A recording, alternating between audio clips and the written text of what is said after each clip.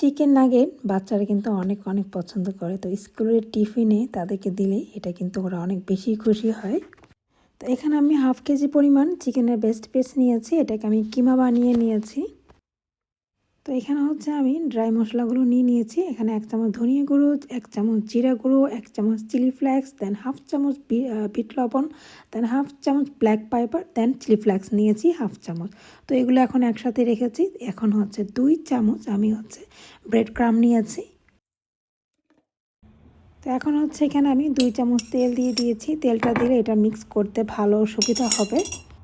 তো এখন হচ্ছে আমি যা মশলা দিয়েছিলাম সব কিছু একসাথে ভালো করে চিকেন কিমার সাথে মিক্স করে নিব। খুব ভালো করে মিক্স করতে হবে যাতে সব মশলাগুলো কিমার সাথে ভালো করে মিক্স হয়ে যায়।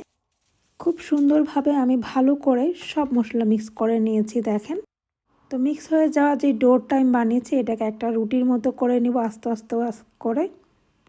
পুরো একটা রুটির মতো আমি কিমাটাকে করে নিয়েছি। দেখেন সুন্দর একটা সাইজ হয়েছে।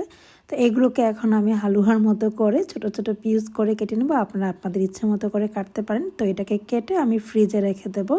ডিপ ফ্রিজে রাখবেন না, নর্মাল ফ্রিজে রাখলে হবে। কয়েক ঘন্টা রাখলে একটু বেশি ভালো হয়, তাহলে কেটে উঠাতে সুবিধা হয়।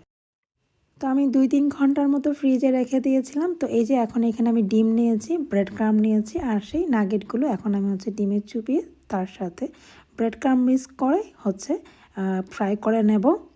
এভাবে করে নাগেট বানিয়ে আপনারা মাসখানেক মতো ডিপ ফ্রিজে রেখে দিতে পারেন। তো বাচ্চাদের স্কুলের টিফিনের জন্য এটা কিন্তু খুবই একটা টেস্টি খাবার।